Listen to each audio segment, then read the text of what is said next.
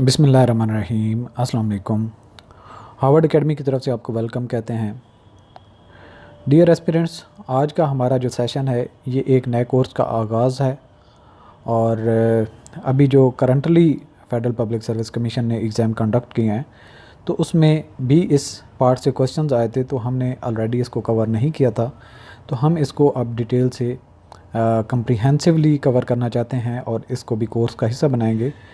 तो ये दोनों एग्ज़ाम यानी कि आपका पीएमएस है, सीएसएस है, यानी कि डिस्क्रिप्टिव टेस्ट होंगे, तो उनके लिए भी आपका इक्वली फ़ायदेमंद है। और इसके अलावा जनरल रिक्रूटमेंट के लिए भी आपका ये पार्ट काम आएगा और सिलेबस का हिस्सा होगा। तो आप हमारा ये कंप्लीट कोर्स, कंप्लीट जो इंग्लिश का हिस्सा है, इसको भी हमारे वेबसाइट www.harvardacademy.com से ज्वाइन कर सकते हैं। तो जो पार्ट हम स्टार्ट करने जा रहे हैं ये है पंक्चुएशंस, और आज हम इसके इंट्रोडक्शन और अहमियत पे बात करेंगे कि इसमें कौन से पंक्चुएशन मार्क्स हैं और इनके रूल्स क्या होते हैं। आज वो हम रूल्स पे बात नहीं करने वाले, आज हम इंट्रोडक्शन पे बात करेंगे और इनकी अहमियत के इस्तेमाल क्यों किए जाते हैं और इनके सही इस्तेमाल से क्या सेंटेंस मीनिंग देता है, और अगर उनमें थोड़ी सी चेंजेस कर दी जाएँ या कुछ उसमें अल्फाज यानी कि आप अल्फ़ाबेट्स में चेंज ना करें, सिर्फ सिंबल में चेंज कर दें, तो उसके मानी क्या हो जाते हैं।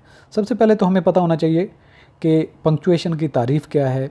यानी कि ये वो सिंबल्स हैं, ये वो इशारे हैं, और हर एक इशारे को पंक्चुएशन मार्क कहते हैं। और ये जो हम बोलते हैं, बात करते हैं, वो फ़िक्रात पे मुश्तमिल हमारी जो तकरीर होती है, जो हम बात कर रहे होते हैं, उसके दरमियान में रुकावट, ठहराव और अल्फाज का जोड़, एक के साथ दूसरे को लिंक करना या उसको अलहदा से करना, ये हमारे पास इंग्लिश में इसको पंक्चुएशन कहते हैं। और इन पंक्चुएशन के इस्तेमाल से हम अपनी जो कहने वाली बात होती है उसको ज़्यादा मीनिंगफुल कर देते हैं। और हमने अक्सर देखा है कि कुछ लोग बात करते हैं तो उनकी बात समझ नहीं आती, अगली बात पहले के साथ की थी या पहले वाली बात दूसरे के साथ थी, लिंक थी। तो अगर आप प्रॉपरली, जब रिटन स्किल, आप डेफिनेटली जो एग्ज़ाम होते हैं उसमें आपकी रिटन स्किल होती है, तो उसमें अगर इस पंक्चुएशन का सही तरीके से इस्तेमाल नहीं करते तो आपकी जो तहरीर है, जो लिखा हुआ मटेरियल है, वो आपके जो कहना चाहते हैं हो सकता है परसीव कोई और कर ले जो उसको रीड कर रहा है। लिहाजा जो आप कहना चाहते हैं उसको सही तरीके से वही मीनिंग पढ़ने वाला ले। ज़रूरी है कि पंक्चुएशन का सही तरीके से इस्तेमाल आता हो। तो पंक्चुएशन की सबसे पहले तारीफ़ हमें मालूम होनी चाहिए। जैसा कि मैंने कहा कि ये सिंबल्स हैं जिनको हम इस्तेमाल करते हैं और सेंटेंस के मुख्तलिफ़ हिस्सों को अलग अलग या उनका आपस में रिलेशनशिप क्रिएट करते हैं। तो punctuation is the system of symbol that we use to separate written sentences and parts of sentences, यानी कि रिटन सेंटेंसेज और या फिर उस सेंटेंस के डिफरेंट पार्ट, जैसे कि कंपाउंड सेंटेंस हो सकता है, कम्प्लेक्स सेंटेंस हो सकता है, सिंपल सेंटेंस हो सकता है। तो सिंपल सेंटेंस में क्या क्या चीज़ होनी चाहिए, कंपाउंड होगा तो उसके कैसे पार्ट्स आपस में ज्वाइन करने चाहिए। Each symbol is called a punctuation mark. तो अब यहाँ पे देखें, बड़ा इंटरेस्टिंग हो जाएगा आपके लिए ये तस्वीर देखना। बच्ची है और उसके ग्रैंडपा हैं, यानी कि उसके दादा हैं। तो अब इसके मानी क्या है, यहाँ पे तस्वीर है, बच्चा है और ग्रैंडपा है। यहाँ पे इसके मानी देखें, correct punctuation can save a person's life. ये मज़ाहिया तौर पे कहा गया है कि अगर सही तरीके से आप पंक्चुएशन का इस्तेमाल करते हैं तो किसी की ज़िंदगी बच सकती है। जैसा कि आप यहाँ पे पहले सेंटेंस को देखें, लेट अस ईट ग्रैंडपा, इसका मतलब है आओ ग्रैंडपा को खाते हैं, यानी कि अपने दादा को खाएं। यानी कि बच्चे जो हैं उसके पोते पोतियाँ वो ये कहें लेट अस ईट ग्रैंडपा। अब यहाँ पे पंक्चुएशन का इस्तेमाल नहीं है, तो इसका मानी ये है कि आओ दादा को खाएं।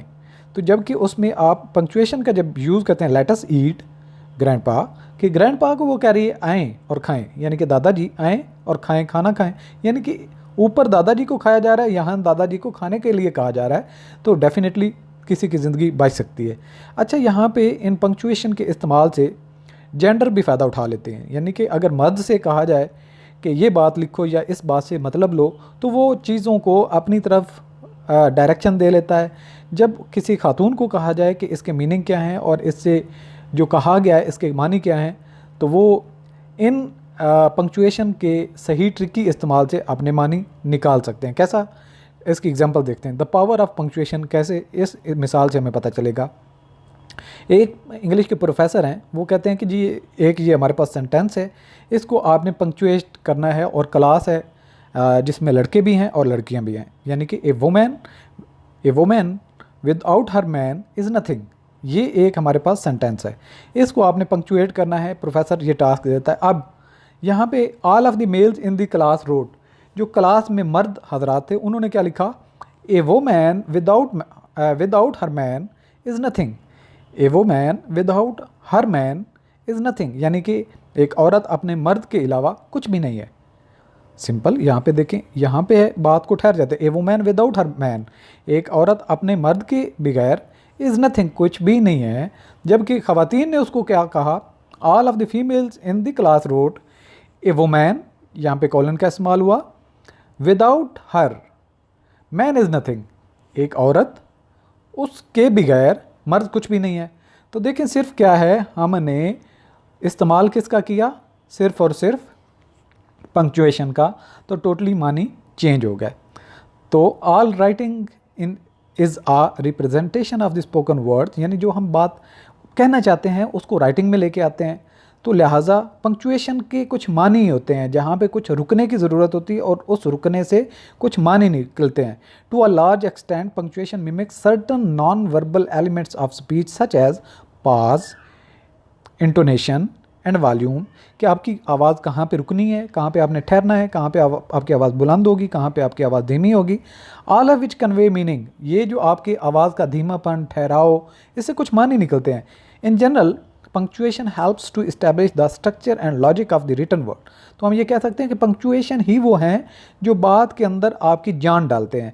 Without punctuation much writing would be open to multiple interpretations, कि आप अगर पंक्चुएशन नहीं लिखते, पंक्चुएशन का इस्तेमाल नहीं करते, वही आपकी तहरीर, उससे कुछ भी माने लिए जा सकते हैं। जबकि पंक्चुएशन का अगर इस्तेमाल किया जाए तो आप पढ़ने वाले को बाउंड कर देते हैं कि जो आप कहना चाहते हैं मतलब वही ले। The importance of all rules of punctuation vary from language to language, कि ज़ुबान से फ़र्क करता है कि पंक्चुएशन की अहमियत उसमें क्या है। In English punctuation is essential to allow the reader to understand the writer's meaning, कि यहाँ पे इंग्लिश में पंक्चुएशन से मुराद ये है कि जो लिखने वाला है वो बाउंड कर देता है रीडर को, कि जो राइटिंग वाला है जो कहना चाहता है उसी के तरीके से वो उस चीज़ को समझे।